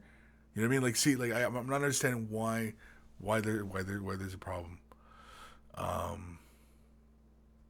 Because again, like, it's kind of like, man, it's like primary colors. You can mix the primary colors together and make new colors, right? But you can never mix colors to get to the primary color. So when you have a transparent color and you want to make it, or you have an opaque color and you want to make it transparent, extremely difficult to do. You gotta thin it way down, and it's in fact entirely different. It's entirely different process to make those colors transparent, glass-like, right? Transparent. And so, often, like, I have a full assortment of transparent colors. I hardly ever use. I only use them for special effects and certain things, tinting glass and crystals and this and that. I often don't use them very often. And whenever I picked up new colors, it was only with the intention of using it for that, to glazing or something like that along those lines. But yeah, see, like, adding some kind of gesso medium, can it make it opaque? But you're gonna change the value of the color, because a lot of gesso is either black or white, and you're gonna change the value of the color. So it's not gonna be that color anymore. So whatever qualities of that color you really liked, and are trying to put it onto the model. I mean, I don't understand why you can't use the transparent color on the model. Why can't you just use the transparent color on the model? Like, if it's for armor or something like that, and you like that color and you want to lay it on the armor, lay it on the armor. Why does it have to become opaque? Are you trying to shine a light through it? Is that what it is? Because I know you've been playing around with a lot with LEDs. Are you trying to shine light through this thing? Is that what you're looking to do? If that's what you're looking to do, then I would just, like, I don't know. I'm at a bit of a loss here, because again, like, transparent colors and regular opaque colors, yeah, you don't often use them. The transparent colors you often pull out every once in a while. You're most of the time using opaque colors to paint, but it all depends on what painting style you're using and what kind of, like I said, like, for the pre-shading, you often want to use your transparent colors to take advantage of that pre-shading.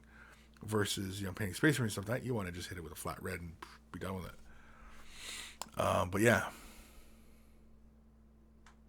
Ishab, why not just buy a line of regular opaque colors and then use them to with the transparent ones you bought? That's what I'm saying. Like, see, I'm not understanding what Tolo's trying to do, but I know Tolo plays around with LED lights, like we had shown in a previous way of the brush. He's been doing a lot of lights, and so is he trying to color an LED and just bring the opacity down? I don't know. Guy Mir, Kris, I have a stripping question. Please help. Stripping? Yeah, because Tolo hasn't finished his thing yet. So yeah, please throw me another question. Oh wait, Tolo's come back here. I heard adding titanium white will do it also, but it is also better coverage than 30 layers of transparent versus 3 opaque. What? No, because if you throw titanium white into the color, you're adding white to that color. You're adding white to that color. So the color value is going to change. It's going to change. It's going to go up to like pink states. So if it's a red, it's going to go pink, right? Changing that color to an opaque state is, like I said, you're gonna change either the value or the saturation. What was the other thing? Value, saturation. Well, and the tint. I mean, like you're just gonna change the color, right? And yeah, I mean, adding anything other than no, I mean. You can add white, and I mean it might do what you want to do. If that's what you really wanted to do, then by all means add white. You could just as easily add black. You could just as easily add a red color, a red paint.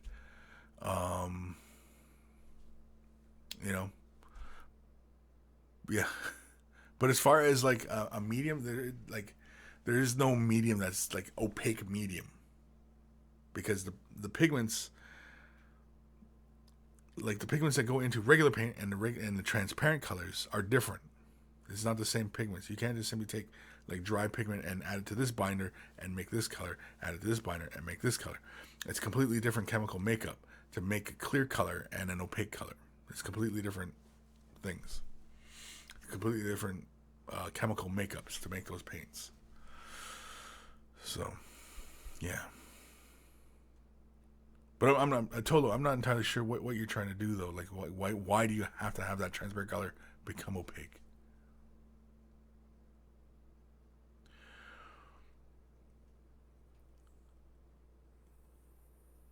Tolo, inks are super high pigment and can be transparent. When you thin them down, yes. I mean, you can take an opaque color and thin it way down. It's not going to be truly transparent. And inks, by nature, may already be transparent. It's like food coloring, right? The nature of that ink might already be transparent. Because again, you see like inks, they play. It's like it's just like printer paper. Okay, they're going by the cyan, magenta, yellow color wheel, which basically is relying on the white of the paper to illuminate that color of ink. And that's a big difference. Whereas most of us are painting by the traditional color wheel. Red, blue, green. Or red, blue, yellow. Red, blue, green. Red, blue, yellow. Okay, that's the traditional color wheel. And that applies to our painting. Cyan, magenta, and yellow color wheel, that applies more to like computer monitors and printing and like print mediums and stuff like that. A lot of people will say that that color wheel is the proper color wheel. I would disagree for painting, because you cannot apply that cyan magenta theory to our painting. It's very, very difficult. Unless, of course, you go about your painting like you do with printing.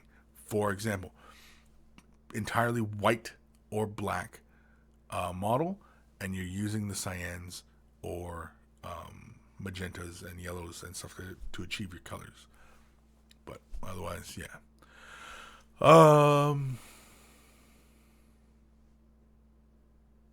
Lord of Midgets, Kris is a very beautiful man. Some days I wish I could be his coat hanger. Well, thank you, I guess. Oh, right. Geimer. Geimer. Had a question about stripping. I got to go back here. Geimer. Okay, so Geimer. I undercoat with Corax White. Yeah. You undercoat with Corax White.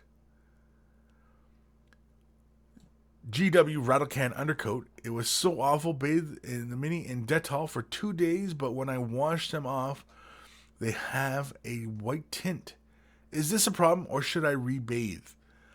A white tint. It might be. It might. Now, what kind of models are we talking about? Are we talking about metal or plastic or resin? Because each will react differently. The spray can. Because I mean, if they had like little crevices and little things in the crevices, and you got white in that areas, different story. Another thing you might want to try. Now, I think Dettol should do it. From what I understand, now Dettol is often used by a lot of European folks to strip models because I guess it's fairly common over there. Whereas on this side, I mean, a lot of people don't use it. But you can also use isopropyl alcohol and put the model, say the model, touch the model in isopropyl alcohol, Q-tip or whatever, or even you can even use like dental picks, things like that. If you got any kind of sculpting tools that have like the little dental picks, or if you have like the actual, like the toothpicks, but like the dental toothpicks, you use those and kind of pick the paint out. But if the entire model is being tinted, that sounds like some sort of chemical reaction when the paint was applied onto the models. That's why I want to know what were the models. Were the models plastic, resin, or pewter? The new Blood Bowl minis. So they're plastic. Yeah. So yeah, it looks like somebody else mentioned alcohol. But I know, but I mean, like, you really shouldn't have to go back to Dettol because Dettol it's got alcohol in it, right? That's what is stripping the paint from the model. If it seems like a slight discoloration, I really wouldn't worry about it. Especially if you're priming the models in white again anyway, or even black for that matter, it should be fine. When you let the models dry and the models still feel like they have a slipperiness to them, or something like that, then yeah, you might have to wash them again. But if they feel slip or like they feel clean and dry, then you should be fine.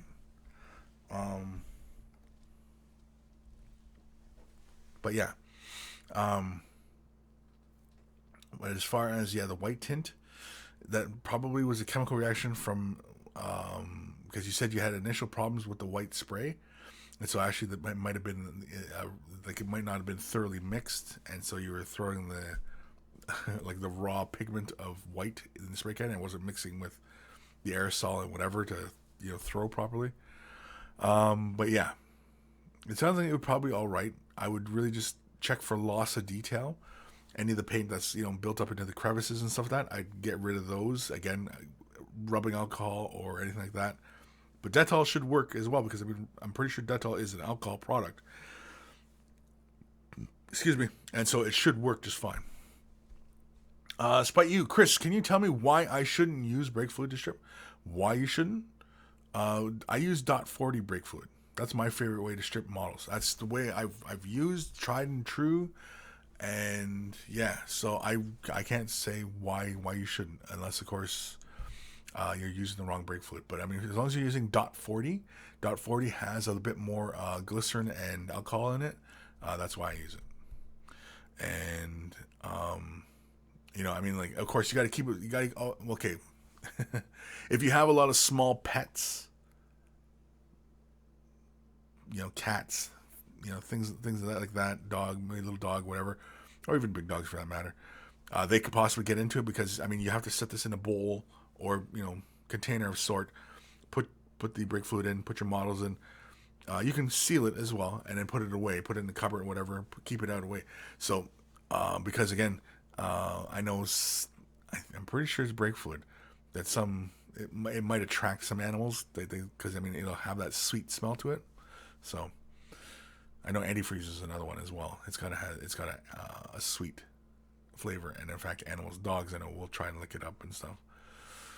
But yeah, that's the only reason I would think of is if you had or baby or toddlers in the house and you don't have no place to store it. Yeah, because you gotta have a place, gotta have a safe place to store that. Not that it's gonna burn anybody or that might stain your floors if you have wood floors. But otherwise, yeah, that's the real reason for not using brake fluid. But otherwise, you can find brake fluid just about everywhere, and it doesn't really cost all that much to get your hands on a little container of it. And it works really well for a long time because brake fluid we've reused and reused and reused and reused. I think we went through a year of cleaning models, and it's like a good layer of dirt on the bottom of the tray, and we still just plunk models in and pull them out, give them a good scrubbing. But yeah, so and Gamer, hopefully, Geimer, hopefully Geimer, that kind of helps. Again, if you were washing them in Dental, I'm not sure why you wouldn't get an absolute clean from it. Aaron F, I've used the same gallon of Super Clean for 3 years, still works great. Yeah, exactly. Exactly, because all it's doing is it's penetrating the paint, stopping at the model surface. Typically, if it's plastic. Although, here's one. Don't use it on fine cast models. Don't use brake fluid on fine cast. Don't use brake fluid on fine cast models because brake fluid penetrates the oil base or the petroleum base, whatever it is in it. It penetrates the resin. Now, I have not seen it happen on like Forge World resin models. I've not seen it happen, and I've used Forge World resin in brake fluid, and nothing funny happened. But fine cast, it softened the model.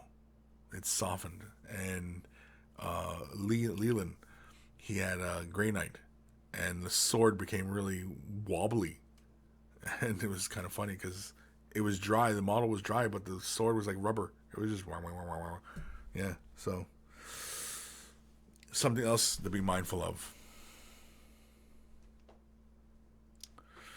But mine's on top of the fridge. Lord, you can reuse the fluid constantly. Yeah, you can always reuse it. Yeah, don't wash it down. Don't wash it down the drain. No, dispose of it properly. Go to a garage or whatever. They'll have the means to dispose of it. Matthew Ellinger. Hey Chris, what are some of your favorite models to paint? Ooh man, favorite models to paint. Geez, I don't know. I like painting other models just because the shapes and forms, and I mean, it's my favorite army to collect, as you can kind of see here. I got a bunch of my Eldar up there.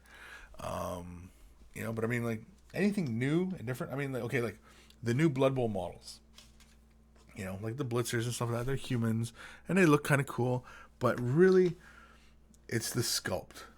And I mean, I like watching NFL football. And this model here, the catcher, the human catcher, it's just awesome. Like it almost looks like you could scale that up and put that on top of a trophy, and have that as like a football trophy. Because I mean, it's just such a great looking pose. He's just like he's catching the ball, and it's so awesome. Yeah. So I mean, anything really. My favorite models to paint is anything that is new and would be interesting, challenging possibly, all depends really. Yeah, I really don't have any favorite model paint.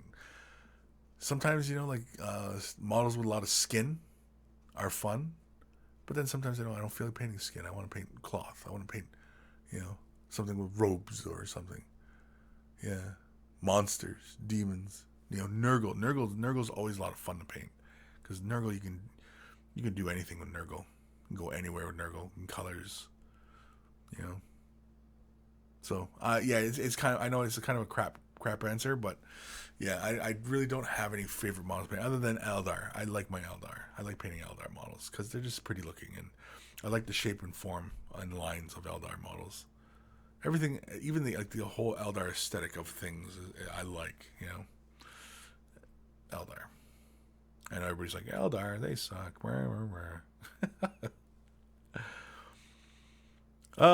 Swiss Toby, do you know a good alternative to GW shade colors? Excuse me. Good alternative to GW shade colors. Army Painter's shades are pretty darn good, reasonable priced. Although if you go for their dip system, it's completely different than if you buy the bottles of their shade colors. Just that warning there. Because the dip method is relying on a urethane paint versus an acrylic paint. And so, different paints. And you can't mix them. It's like oil and water. But other companies that do the shade wash thing. Now, if you want to do... Okay, and I've shown, and Swiss Toby, I don't know if you're a Mini Wargaming Vault member or not. If you're not, then I definitely would recommend it. Mini Wargaming, get the silver membership. Okay, so you can see all the painting videos. But if you are a Vault member, then you probably see me use this technique a lot. And this is one of my favorite techniques for basically turning anything, any color I want, into a shade wash. All you need is this. Liquitex Flow Aid. That's all you need. Most times you can find this bottle for about $10. Michael sells it, I think, for damn near $20, which is kind of a rip. But you really don't need that much. I mean, like, there's not a lot sitting in the top here because I poured it off into an eyedropper bottle. I did it to an eyedropper bottle because, get more accurate, right? But you'll probably okay. Oh, you are a silver member. Excellent. So, you know what I mean. And that way, I can just get accurate drops. Just because all you need is just a drop or two into a paint mixture. And yeah, and that's all it needs. That's all it needs. It's just 1 or 2 drops into a little dollop of paint. Grab yourself a little bit of the thinning medium, be it Lemaine medium or airbrush medium or whatever.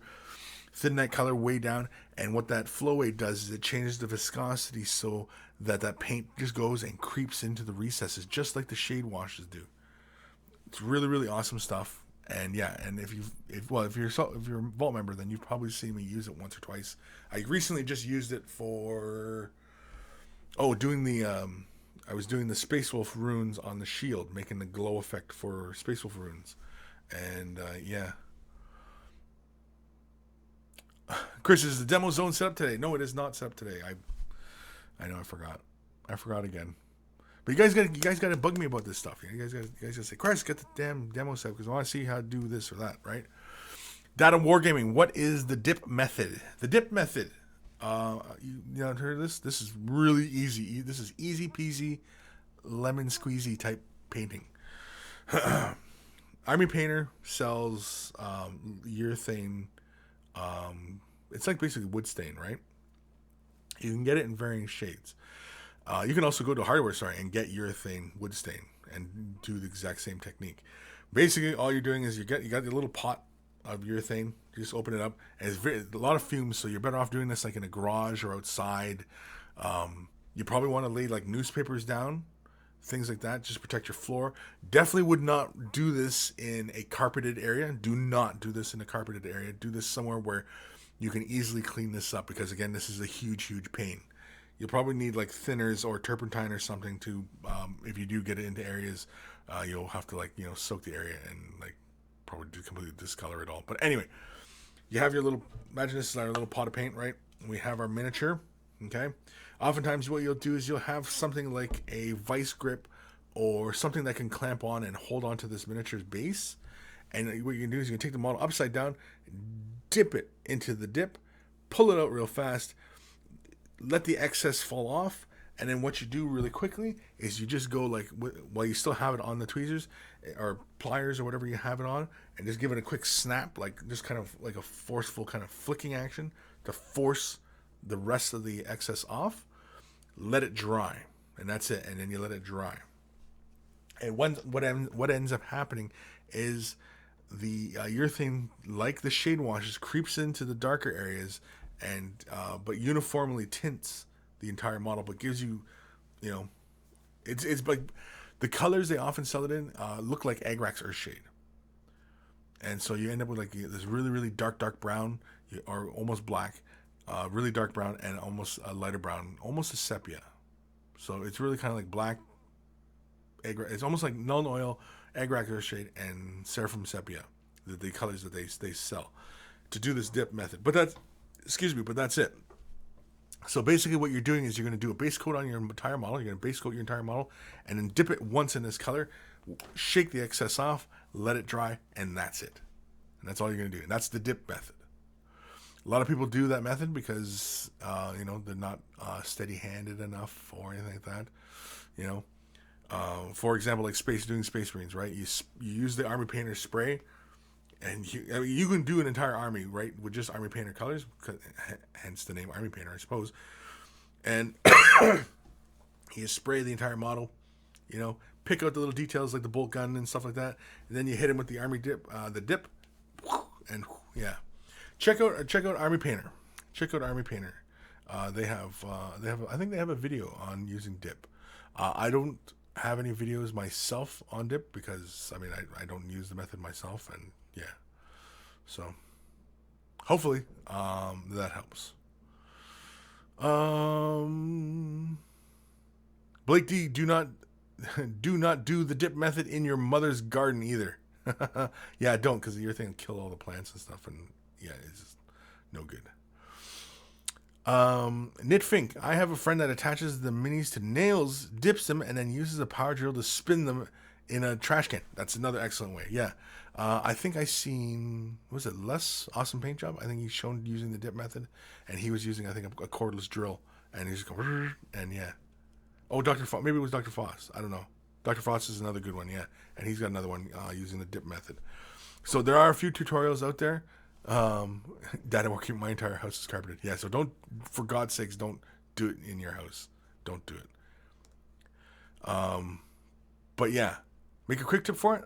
It's been done before, and I'm not really an expert in it, and I'm just refresh the stream. I don't know. I just don't do it. I just don't use it that often. So, and as I just described it, that's essentially what it would be.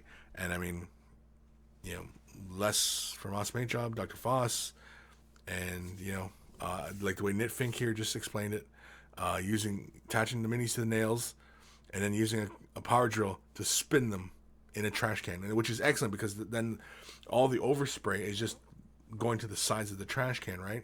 Which is excellent. Which is excellent idea because the way I just described it, I'd be going whoosh, and then it'd be flying up, hitting the ceiling, and then whoosh, downwards, and then all over the ground. And that's no good either, right? Really, doing it, putting it on a cordless drill, giving them a quick spin, and spinning inside a contained space. I think that's the best way to go. Really, that makes a lot more sense. That way, you have less cleanup, and you can also do it probably inside. Although with the cans of dip, they smell. Oof. The fumes.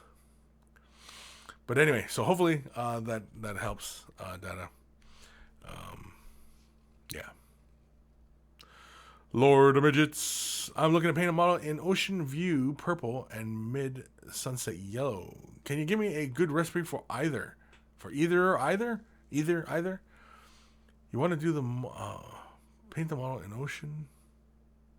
Paint a model in Ocean View purple? Ocean View purple and mid sunset yellow. Ocean View purple. That's very specific.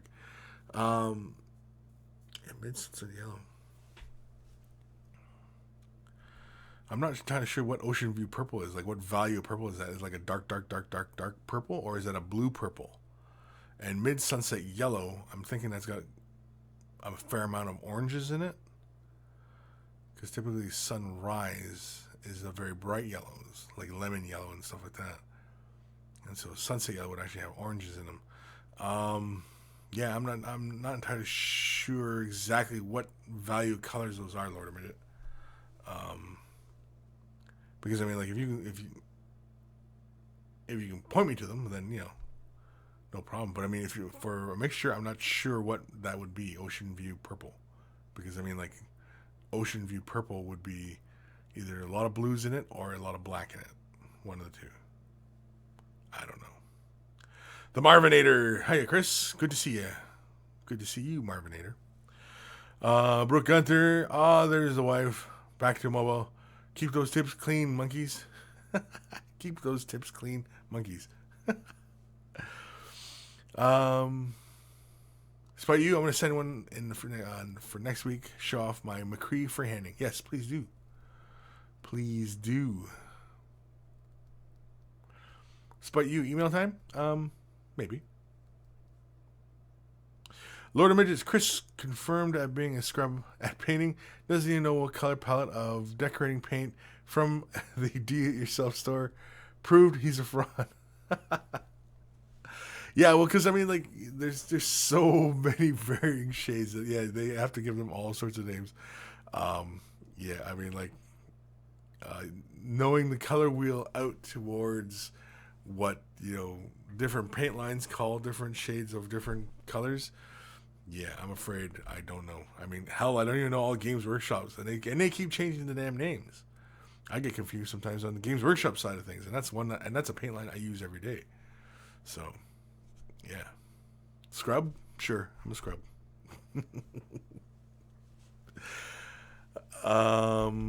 Yeah, let's do an email time. I think we already read that one, so let's do this one. Yeah. This is from our buddy Frederick. Frederick? Yeah. Hello, Kris. Spelled my name wrong. Greetings from Denmark. I love your show, instructional videos, and I truly thank you. I think you are the master communicator. Master communicator. Wow. I don't see that either. I took up painting this spring after a 15-year break from the hobby, and I have really enjoyed myself with the hobby. And as a noob, I still feel I'm improving from model to model. That's good. There is so much excellent educational stuff out there on the webs now that it makes learning new stuff so much more feasible. Yes, definitely. Anyway, I would love to hear your critique on some of the models I've painted since I started painting again. Any tips for improving on things I should focus on would be really appreciated. And as a side quest, I wondered if you could guess what order the models were painted in. They are spread out across the period I've been painting again. Thank you for the great content, Frederick. There is another email with the rest of the pictures. Okay, so we got some pictures here. Ooh, look at this. Okay. We are ready to go here. Lord Krabby, did you see the Guardians of the Galaxy trailer yet? Yes, I did. Along with War for the Planet of the Apes trailer and the new Spider-Man trailer. I watch trailers a lot. I check out like IMDb all the time. Anyway, back to the painting. Looks excellent. Looks awesome. Let's see here. Very nice color in there. I like that.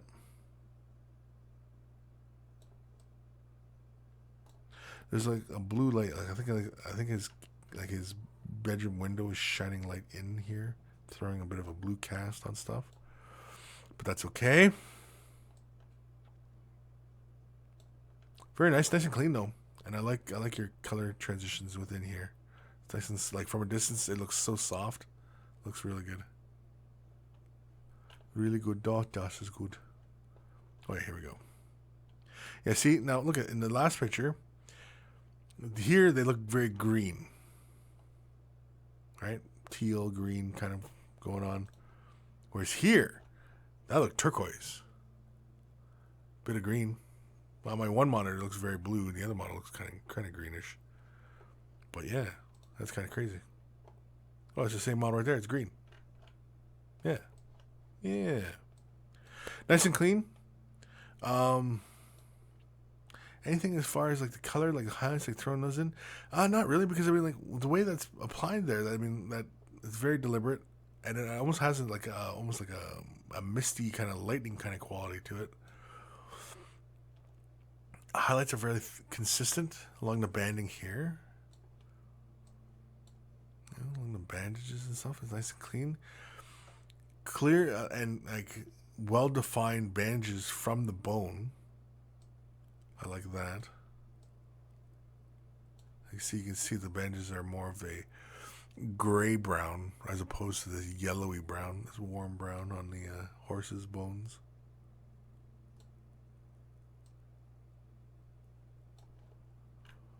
Yeah, I like. Oh, here we go. Here's the old school Blood Bowl. Holy moly.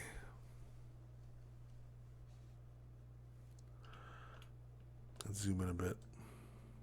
Love the nice vibrant green. Big old dumb trolls in the background. Oh, trolls. Oh. Star players. Oh, yeah. I forgot what this little guy. The little bombs. I think this one is Scrappa. I can't remember what this guy is. I'm pretty sure, yeah, this one was Scrappa. Scrappa Swordhead? Something like that. Yeah. I'm willing to bet these are fairly old paint jobs. Although they could be new.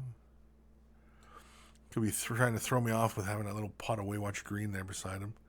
And the green paints. Alright. Trying to throw old Kris off. Is that what it is? So old models, new paint job. But the highlighting looks good on them. You know? A little bit of edging on there. Nice and neat. Yeah, look good. Here we go. Here's some Kimmery. Very cool. I like that. I like that appearance of a void beneath his feet. That's really cool. Oh, you lifted it up almost like a crater. That's what you did. Ah, very cool.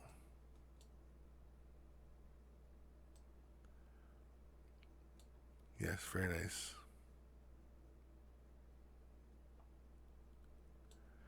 Very neat.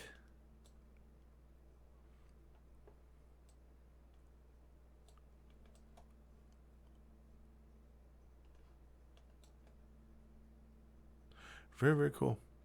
This one here, I mean, I like the dirty appearance. Normally, you know, like if you're applying, say, like Agrax Earthshade over that orange, and you kind of just threw it over the model and then, you know, I mean, allowed it to pool up and stuff like that, it would look kind of messy. But because, you know, the overall feeling of the model is kind of tattered and rough, that it works. So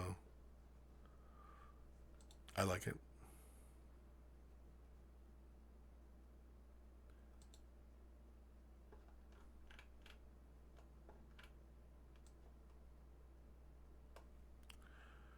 Very nice. Nice attention to detail. I like. Any areas to improve? Nothing I've really seen so far, other than, you know, just care in your edge highlights, you know, things of that nature. But otherwise, no, not really. I mean, like, the painting's pretty solid.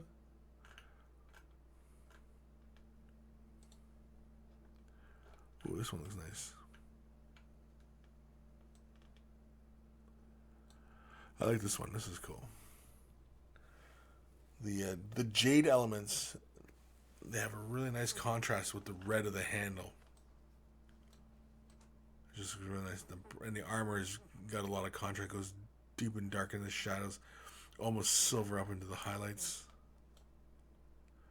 Yeah, I like this one.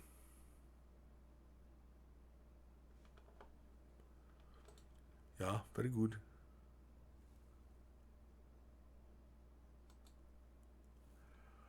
Here's some old Blood Bowl humans. These are what, second edition Blood Bowl? I like that guy. That's cool. These look like they might be newer paint jobs, just because the edge highlighting looks relatively neat.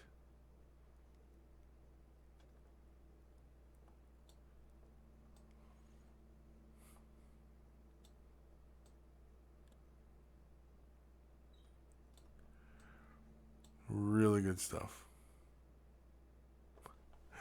The catcher over here looks like a cop. He's like, "Wait, you forgot your ticket." But very, very cool. Oh, is that it? I think that's it.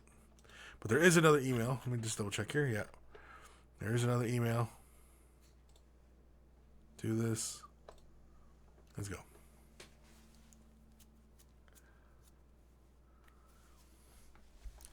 Very nice. I like these guys. He's my favorite, the bird head.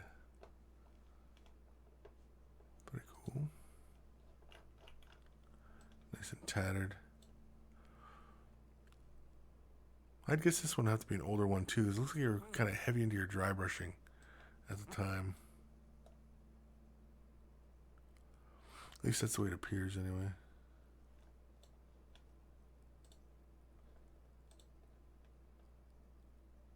You win? Oh, I was trying to click on each of the little panels. Oh, moron. Very nice. This has got to be a newer paint job. Oh. Piss off. There we go. That's the one I wanted. Let's look at this one. Yeah, I definitely would have to say this is probably one of your newer paint jobs. There's a lot of contrast and such.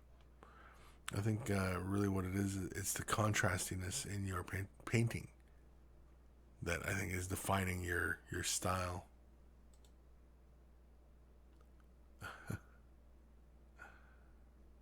Very cool. Wow, look at that. That's a lot of gold. That's really awesome.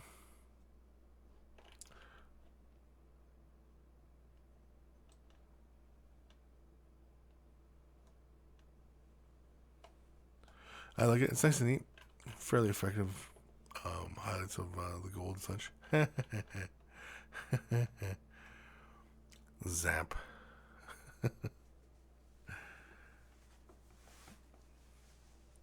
I like this. Nice and clean. It has an old school feeling to it, but I think this is probably a recent one for you as well.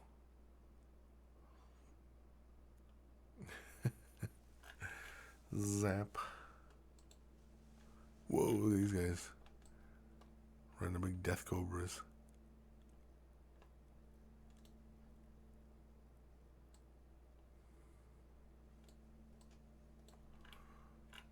Very, very cool. I like the snake solid metal like that. That's cool. Yeah, I mean, your painting is very, very neat. Your color usage is really, really good. Where you're laying it out, I mean, I wouldn't have anything fault. I mean, like, there's some stuff that's a little rough, but I mean, that gets smoothed out with age and experience. It's really kind of self-learned. It's not something that anybody can kind of say, well, you're doing that, you got to do this to, like, keep smooth on your paints and, stuff like that. I mean, but very good. Thank you for sending that in, Frederick. Awesome stuff. What time we at here? Holy moly. 2 minutes to 2. You know what that means? Means we're done.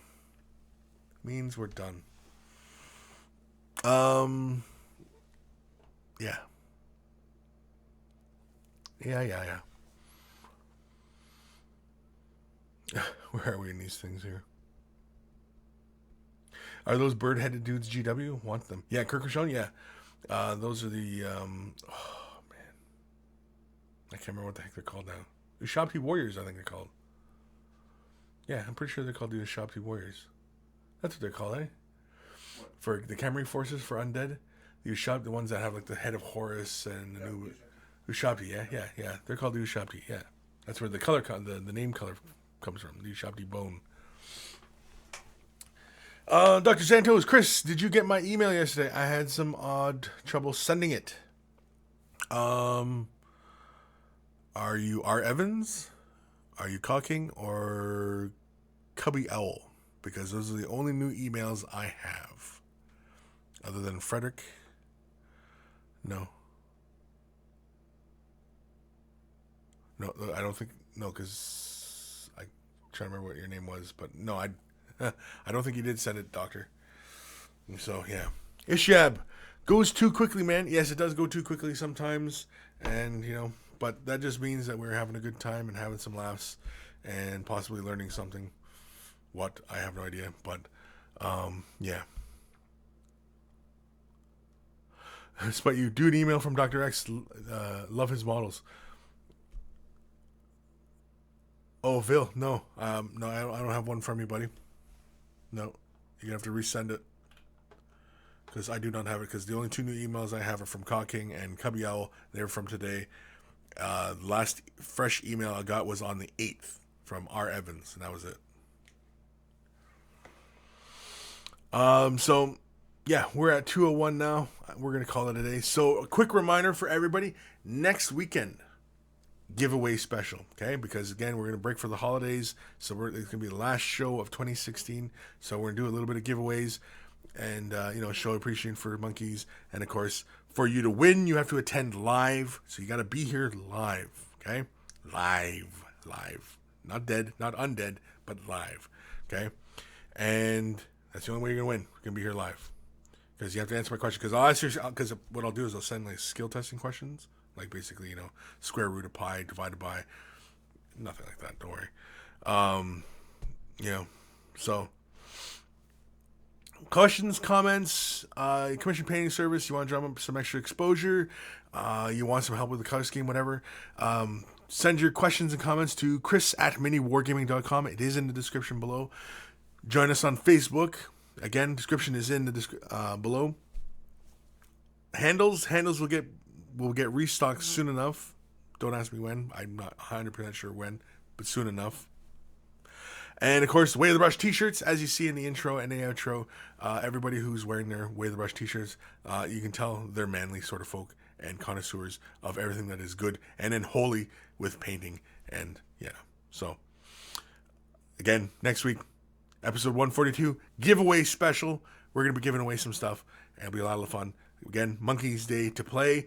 And for anybody who's new and doesn't know what the Monkey Day is all about, you're just going to have to attend and find out, because you're going to have a good time, because it's a lot of fun. We have some laughs, as long as nobody kind of, pushes it too far. But usually everybody's pretty good, but, you just never know, right? So, yeah. I think that's it. Again, what the heck's that? Stuff on top of my window. Anyway, take care of your brushes. They'll take care of you. And I will see you guys next week in another exciting episode of Way of the Brush. Giveaway special. Giving away stuff. Giving away all sorts of stuff. It's going to be fun.